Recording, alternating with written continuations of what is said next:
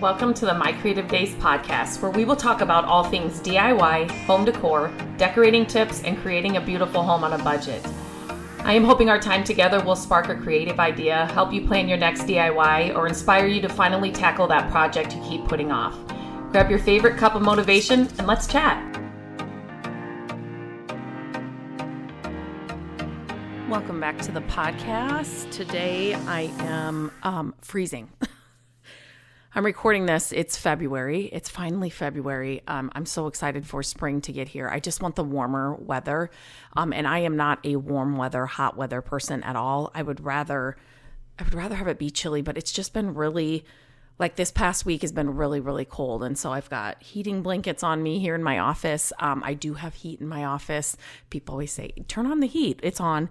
I just drinking the water and it just makes me cold. And so I always have a heating blanket on. So today I wanted to do something. I haven't done this in a while, and I want to do this more often. I want to kind of keep a running list of questions that are sent in and then kind of do a Q&A and just answer these questions. I always say when one person has a question, 3 other people have that same question, but they're too scared or just too quiet to ask it. And so I know there are times when I've been in groups and those kinds of things, and people are asking questions, and it's like, yeah, I kind of did have that question, or I didn't think about it in that way. So here are some of the questions that I have gotten recently that I thought I would come on and answer. So they're about a lot of different things.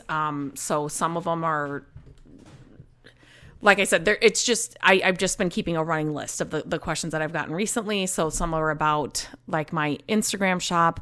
Some are about, saving money and organizing and business stuff. So I'm just gonna start with it. So one thing I've been getting a lot of questions about is my Instagram shop. And I did write an entire blog post about how I set up my Instagram shop and why I did. Basically, I was sharing all of my, I've been sharing my thrifted finds on Facebook and Instagram and YouTube for a long time. And people started asking, can I buy that? Can I buy that? Oh my gosh, can I buy that? And it was like, I hadn't really thought about it. And then I started getting it so often that I thought, okay, I need to set this up as simple as I can so that it's something that I can do and it's not gonna, at the capacity that I'm at right now, this is how it's worked, and it's worked well. I have kept it small. It is something that I have thought about, maybe, doing more at some point, but right now it's just, this is what it is. And so I have gotten a lot of questions about different things inside the shop. And this week she's really close, I think, to setting up her own shop and starting to sell some of her finds. And so, she was asking about different things like, how do I print? How do I, do labels? How do I, like all that. So basically, I will leave the link to my blog post all about this and what I use and what I do and how I've done this really with no money up front, and I've kept my costs way down.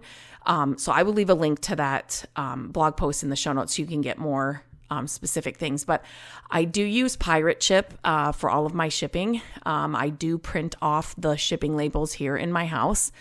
She was asking about taxes, and that is one thing that I get that question a lot about furniture flippers. Now with this IG shop, taxes is one thing that I'm never going to talk about or advise you on, because it's so different for everybody's situation, business, where you live, what you do, how much you make, how little you make, you know what I mean? It's just not my wheelhouse. And so that is one thing that I'm never going to tell you to do one thing or another, but definitely talk to your tax professional, tell them what you're thinking about doing, and they can walk you through the ins and outs and what you need to be doing. So yeah, I was trying to think. I didn't write down. Yes. Do I print the labels from Pirate Ship? Yes, I do. And the taxes. And then how do I keep my costs down? She was worried that she had to have a ton of money up front. You guys, if you are going to start doing something like this, tell your family and friends. It's like when I tell people, when I'm coaching people about furniture flipping and making money doing that, tell your family and friends. First and foremost, you will get so many pieces from them. And I let family and friends know that I was doing this, and I have never had to buy a box.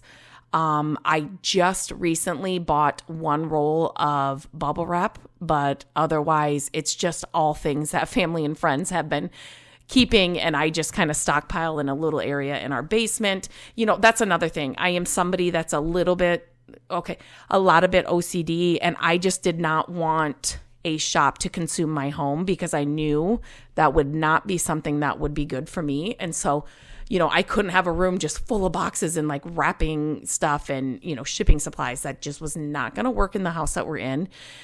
And so I've kept it small. That's another reason why I've kind of kept it small. It's just the capacity and the space that we have right now. I just don't want it to overcome my home. So what family and friends, like newspaper is good packing material. Tell family and friends whenever they get an Amazon box, keep those, those air bubble thing, like the bigger ones. There's a name for them and I cannot think of it right now, but keep all that stuff, all the packaging material you can, all the boxes. Like when Amazon sends me something in a bubbled wrapped, like a package or a envelope, not a box, I keep all of those. So, packaging tape is something that I do have to buy, but I have found it pretty inexpensive on Amazon. So that's just some of the things that I've done. Again, I will leave the link to that entire blog post in case that's something you're more interested in and wanting to learn how I'm doing it, keeping my costs down and keeping it simple right now for what I have, for what I want it to be. Oh, another thing she did ask was, does she need a scale? And yes, I do have a scale that I bought on Amazon. I think it's under $20, and that's how I, calculate the shipping and all of that. So yes, you do need a scale. Okay, that's all in the post. Here's another question. What social media channel should I start for furniture flipping business? Any business you have, I don't care what you do, if you are, doing a side hustle or you're starting a part-time thing on the side, or it's something that you want to do full time, you need a social media presence. We're all on social media. Everybody's on social media. Gone are the days that we're sending flyers to your home or, putting flyers up in, restaurants, and especially if you're trying to reach not just a local audience, but more people. So you definitely need a social media presence. And I know not a lot of people want to hear that because they think, oh my gosh, that just seems overwhelming. And here's the thing. I never had social media personally. I never had a Facebook page. When that came out, I'm like, Instagram, what is this? Friends and family all had Facebook, and I just never had it. And to be completely honest, if I did not have my creative days and all of this that I'm doing, I would not have a Facebook page, and I would not be on social media personally. So, but for business, I'm all about it. Like, definitely. It's been something that I've had to push myself because, like I said, I had no idea how to use it at all because I had not had anything on the personal side. I hadn't been using it. I mean, liking, commenting, like all of that. I'm like, what is this all about? So I had to literally start from scratch. So coming from somebody that had no social media, anything personally, to growing a business and a larger following, you definitely need a social media presence. Now, the question was, which social media channel should I start? So when I am inside the Creative Squad, which is my private community for furniture flippers, I do a lot of coaching on this particular topic a lot because social media is always changing and there's always things we need to kind of just tweak a little bit or just make sure that we're doing. But I always tell them that start with the channel that you use the most. So which channel, is it TikTok, Instagram, Facebook, Twitter? Where are you scrolling most often? Where are you consuming information or finding people or, accounts to follow? Whichever that one is, that's going to be the one that you are most comfortable on just organically, right? Like not even like a business sense or anything. You kind of know where the buttons are, you know where to like or how to comment, you know all that. So that is the social media channel you need to start on, hands down. There, I'm not going to tell you TikTok. I'm not going to tell you Facebook. Go with the one that you know and you're most comfortable on. When you start, growing it and doing well, and you kind of have got the grasp of how to run a business on that social media account, then I tell you to choose another one. And again, try to go with one that you're a little bit more familiar with. And if not, then just dive into that one, as your second social media channel. As of right now, I post on TikTok, Facebook, Instagram, Twitter. I have a YouTube channel, my website. What am I forgetting? Pinterest. That's not really social media. That's more of a search engine. But I didn't start out with every single one of those at all. So definitely start with one. Wait till you get a good grasp on it. Kind of get it under your belt. You've got it going, and then you can branch out into others. Okay, here's one. How do I organize a child's art area? So I love organization questions because my sister and I we got to go thrifting together about a week ago, and we just never get to do that. And it worked out that we could. And she's like, will you please come help me organize? Like once the weather gets nice and spring is here, I just want to organize everything. Like she was talking about her closet and all the things. And I hear that and I'm like, yes, yes, I will. Like, I'm just so excited. I just love to do that. So, when I saw this question, I'm like, I have to write this down and I can answer it here. So I think the biggest thing, especially with an art area, is that the kids can see what is there. And I don't have an age for this child, but depending on the age of your child, if they're older, they can have, glass jars or, those kinds of things, glass canisters and things. But if they're younger, obviously plastic would be better. But they need to be able to see what they have. And here's the biggest thing that I think kind of we need to remember, especially if they're little kids. So when our kids were little, I always had, if you couldn't see what was in it, I always had pictures, like when they couldn't read, right? So I would have pictures of blocks outside the block bin, so they would know that that's where the blocks go, right? And so not only being able to see what they have in the art area so they know what to use, right? But then they know where it goes when they go to put it back, right? It's something where you have to be consistent with them. Again, I don't know the age of this child, but if you start out young, I promise you it's so much easier when they get older. They know where everything goes and they get in a habit of, okay, I have to put this away before I can get this other thing out. So it's kind of and it is a constant thing, right? It's not going to be convenient, but it's if you constantly remind them, constantly have them go through those motions. If they leave the area and it's not picked up or whatever, and then they went outside to play, I was the mom that would call them in and say, hey, we got to come back in and do this before we can go out and play. And they don't want to do that at all, right? So then the next time they're like, let's get this picked up because I'm not coming back in from outside, but it's being consistent in those things. I definitely, I use some... So Gabrielle's art area, the kids' art area. I mean, when Landon was little, we did a bunch of art stuff.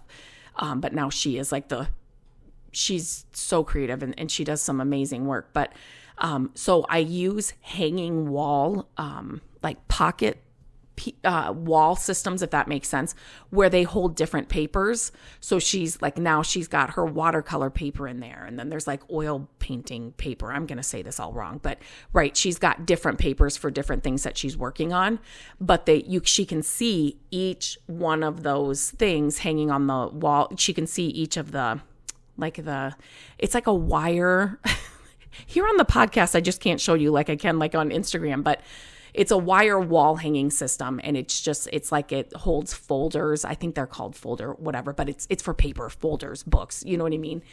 So we do use that for papers. We do have a lot of glass jars in her art area. And everything has a jar or a container, if that makes sense. So we don't have like junk drawers full of art supplies. She is, she's now at the age where I can't believe she is 17. She does not seem 17 at all to me. But, she has certain, like I said, markers or paintbrushes or things. And so she's got those all sectioned into different things. The more you can keep off the work surface, the better. So the actual table, it's better. So if you can they have them everywhere, Walmart, Target, IKEA, depending on where you live. But there are systems where you can hang stuff on the wall. And so we have a couple of those that have buckets inside. So she has a lot of, her different, watercolor markers and paintbrushes and stuff in that. We did create some cubbies up above her desk so that they were just square, kind of smaller cubbies. We don't want them to be an endless hole, right? Or an endless pit that she can just shove a bunch of stuff in, but yet they're sectioned off so that things are kind of kept tidy. So those are just a few ways and things that have worked for us for her art area. Not a lot of drawers. The one table she has, it's an old science table from an old school here. So one of the drawers, actually, we have never opened it, which we need to do that. I don't know. We're just going to have to take a drill to it or something, but it's actually locked. As I'm saying that, I'm thinking I would be telling that person to open that drawer. What is in that drawer? Anyway, but on the other side, she does have a drawer. But I feel like a lot of drawers, things get tossed in those. Do you know what I'm saying? So they do become kind of like junk drawers, not organized. Things get lost. You're buying paints and crayons and markers or whatever when the kids already have those. It's just they're not put away, so they don't know where the yellow marker is. So it's going to save you a lot of money too if you can get it organized and kind of put together. So those are just a few tips. You can tell like some of these topics I can go way off on a tangent, so I will try not to do that. Okay. So another one was, how do you grow on social media? So this is something, that I dive into, like I said, inside the private community I have. And if you want more information on that, I will leave a link to that too. That it's just an informational page that you can kind of check it out and see if that's something you're interested in. So, like I said, I do dive into that monthly. I coach them on social media and how to grow. There are definitely, here's the thing. You need to have a strategy. You need to have a marketing plan. You need to have a reason. Do not just post to post. And there's like a science, I say, behind it, but not really a science. But there's like a system behind it. It's not just a post and you'll grow type of thing. So it's definitely something you learn over time.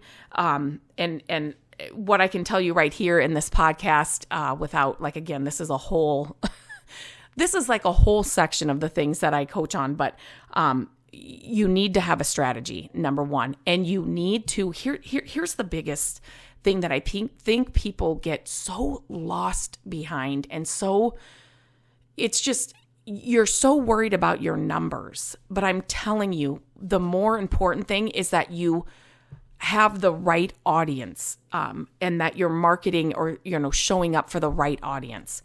If you have 100 followers that are all engaging with you every time you post, that is so much better than having 1 million followers and no engagement.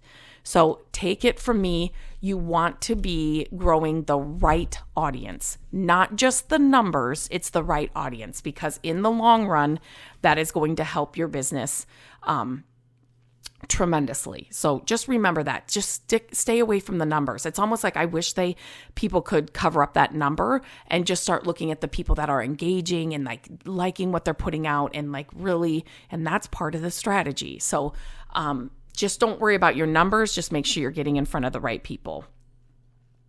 Okay. Let me see.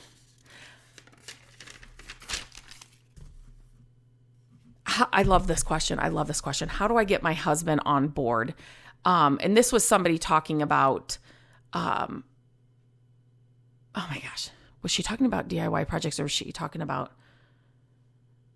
I think she was talking about DIY projects and just getting, her husband on board. So Matt, when I first met him, and I kind of told her this, when I first met him, he had no idea even how to swing a hammer. I'm not even kidding you. I grew up, my dad was in construction all my life. And so when my dad first saw Matt, like swing a hammer. I mean, that's something simple, right? Like, it's not even where, like, he wasn't cutting with a saw or anything. He was just swinging a hammer, and he's like, Olens. And I didn't see it, but he's like, we got to teach him just how to do maybe some of the basics. And so, anytime we needed anything done in our house, we called my dad. I mean, he was just the right-hand man, right? He had done it for so many years. But throughout that, Matt learned so much, and then he really started getting interested in, because I would always come up with ideas. That's my problem. And then, he didn't like the fact that I'd have to call my dad, right? And have him come over. So every time my dad came over and did anything, Matt was right there next to him. So in the beginning, it was like Matt was just there to clean up the mess or, you know what I mean? Hold the board, or, you know what I'm saying? He could paint. But other than that, I mean, that's literally what Matt was there for when my dad would come over and do a project. But he learned so much throughout the process. And then, as time went on, then he was like, doing certain parts of the project. Then it got to the point where Matt would be like, okay, if your dad can just be here while I try and do this on my own, and so my dad would kind of just come and supervise. And then it just got to the point where, Matt could just do it on his own. And now we can flip houses on our own and all the things. So I think, every husband is different, and every husband has their own likes and what they want to spend their time doing. And I just, for Matt, it was once he started doing it on his own and seeing what he could actually do or accomplish, or how much money we were saving by us doing it, and not, having to contract it out or whatever. Once we got into flipping houses, I mean, he was smitten. I mean, he loves doing it just as much as I do. And I know that scenario is not ideal, or it's not like common. I am grateful every day, but I just like to tell people it did not start out that way. Matt grew up in a family that was all around sports. Like, that's all they did. That's all they talked about. You know what I mean? And so in the beginning, he was like, I don't need tools. Literally had no tools at all. I don't need tools. I don't need to learn how to do that. I don't want to learn that. But, as we were doing stuff and my dad was coming over, it just kind of evolved. So I don't know, it's, maybe sharing more projects, inspiration, or things you want to do in your house, and start small. Like, don't be like, oh, let's rip out all the cabinets in the kitchen and let's start all over. And, no, start with, hey, can we DIY, I'm trying to think of something, a frame, out of wood pieces, or, I'm trying to think of something small. Start small. That's how Matt started. Like I said, he would hold up some boards. He would, pick up the mess. He would maybe hammer some things in when he learned how to swing a hammer.